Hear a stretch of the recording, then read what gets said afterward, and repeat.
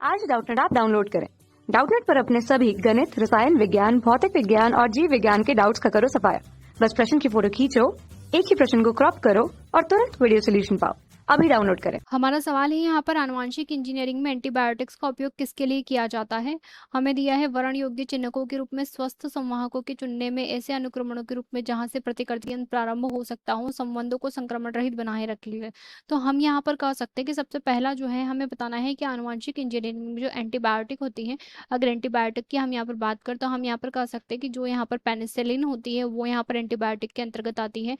इसके अलावा हम यहाँ पर कह सकते हैं कि जो एस्पिरिन होती है वो भी यहाँ पर जो है सामान्य रूप से एंटीबायोटिक के अंतर्गत आती है। तो हम यहाँ पर कह सकते हैं कि यहाँ पर सामान्य रूप से जो एंटीबायोटिक माध्यम होता है वो यहाँ पर इस्तेमाल किया जाता है आनुवांशिक इंजीनियरिंग के दौरान। तो यहाँ पर एस्पिरिन, पेनिसिलिन के लिए यूज किया जाता है।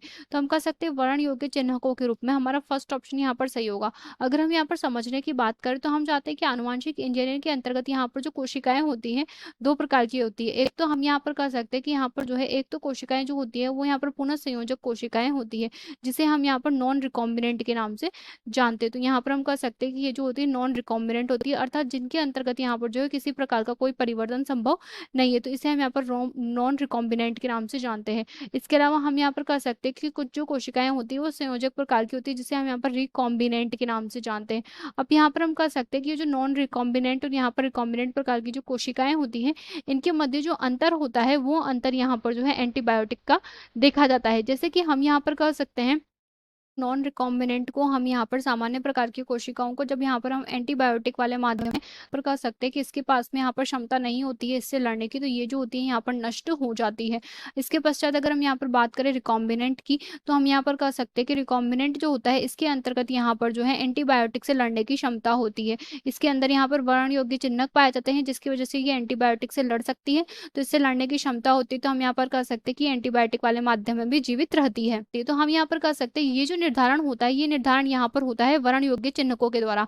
अगर हम यहाँ पर वर्ण योग्य चिन्हकों की बात करें तो हम यहाँ पर कह सकते हैं कि आनुवांशिक इंजीनियरिंग जब यहाँ पर की जाती है तो आनुवांशिक इंजीनियरिंग के दौरान जो यहाँ पर जोड़े जाते हैं कोशिका के अंतर्गत वो यहाँ पर जो है वर्ण योग्य चिन्हक होते हैं। तो इन्हें यहाँ पर जो है कोशिका के अंदर जोड़ा जाता है। जब इन्हें यहाँ पर कोशिका के अंदर जोड़ा जाता है तो इन्हें जोड़ने पर हम यहाँ पर कह सकते हैं कि यहाँ पर ये जो है प्रतिरोधकता उत्पन्न कर देते हैं। जैसे कि अगर जीन जो इसके अंदर कोशिका के अंदर जोड़ा गया है वो यहाँ पर जो है एंटीबायोटिक के लिए प्रतिरोधी प्रकार का है, तो हम यहाँ पर कह सकते हैं कि एंटीबायोटिक के लिए वो कोशिकाएं जो होगी प्रतिरोधी हो जाएगी। तो इस प्रकार से हम यहाँ पर जो है नॉन रिकॉम्बिनेंट कोशिकाओं को रिकॉम्बिनेंट से अलग कर सकते हैं, क्योंकि जो रिकॉम्बिनेंट कोशिकाएं होती हैं इनके अंतर्गत यहाँ पर जो है वर्ण योग्य चिन्हक होते हैं, और ये जो वर्ण योग्य चिन्हक होते हैं सामान्य रूप से इनकी वजह से यहाँ पर ये जो होती है एंटीबायोटिक प्रतिरोधी माध्यम को यहाँ पर नष्ट कर देती है, तो एंटीबायोटिक प्रतिरोधी माध्यम में भी जीवित रह जाती है। तो हमारा ये ऑप्शन यहाँ पर सही होगा।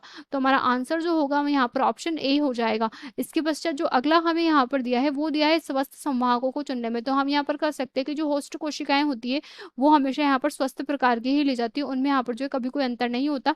इसका कार्य एंटीबायोटिक का नहीं है। इसका इस्तेमाल यहाँ पर वर्ण योग्य चिन्हकों के रूप में किया जाता है। अगला दिया है ऐसे अनुक्रमणों के रूप में जहाँ पर प्रतिकृतियां प्रारंभ हो। तो हम यहाँ पर कह सकते हैं कि प्रतिकृतियां जो है एक प्रकार का प्राकृतिक प्रक्रम है, इसके लिए यहाँ पर एंटीबायोटिक की आवश्यकता नहीं होती। प्रतिकृतियां का अर्थ होता है सामान्य रूप से डीएनए से डीएनए का जब निर्माण संपन्न होता है, तो डीएनए से जब डीएनए का निर्माण संपन्न होता है तो ये यहाँ पर प्राकृतिक प्रक्रम है, इसके लिए यहाँ पर हम कह सकते हैं एंटीबायोटिक उपयोगी नहीं होती। अगला दिया है संवादों को संक्रमण रहित बनाने के लिए, हम यहाँ पर कह सकते हैं कि संक्रमण रहित यहाँ पर हम पहले ही माध्यम लेते हैं। हम यहाँ पर एंटीबायोटिक का जो इस्तेमाल करते हैं वो यहाँ पर जो है इन दोनों के मध्य भेद करने के लिए किया जाता है, और इन दोनों के मध्य यहाँ पर वर्ण योग्य चिन्हकों के रूप में किया जाता है। तो हमारा ऑप्शन ए यहाँ पर सही होगा। कक्षा 6 से 12वीं से लेकर नीट, IIT, JEE वो एडवांस के लेवल तक 1 करोड़ से ज्यादा छात्रों का भरोसा। आज ही डाउनलोड करें डाउटनेट ऐप या व्हाट्सएप करें अपने सारे डाउट्स 8400 400 400 पर।